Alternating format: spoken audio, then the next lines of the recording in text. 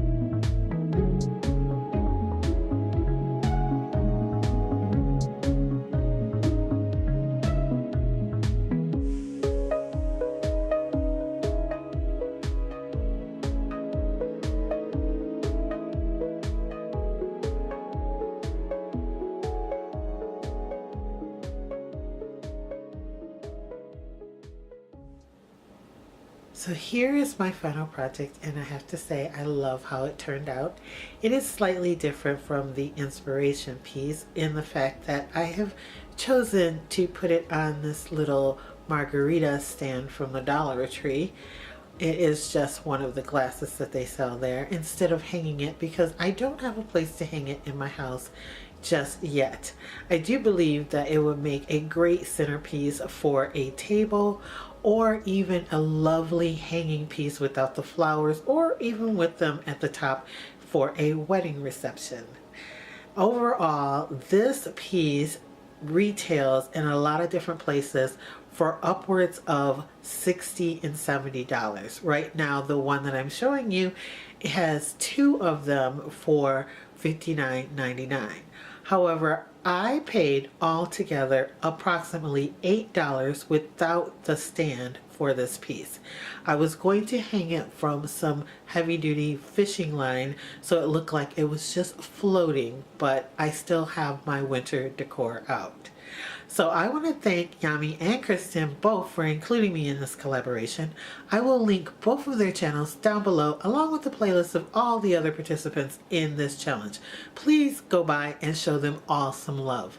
I want to thank you guys so much for watching, liking, and always sharing my videos. And if you're not a member here at Lacee Space yet, I don't know why not.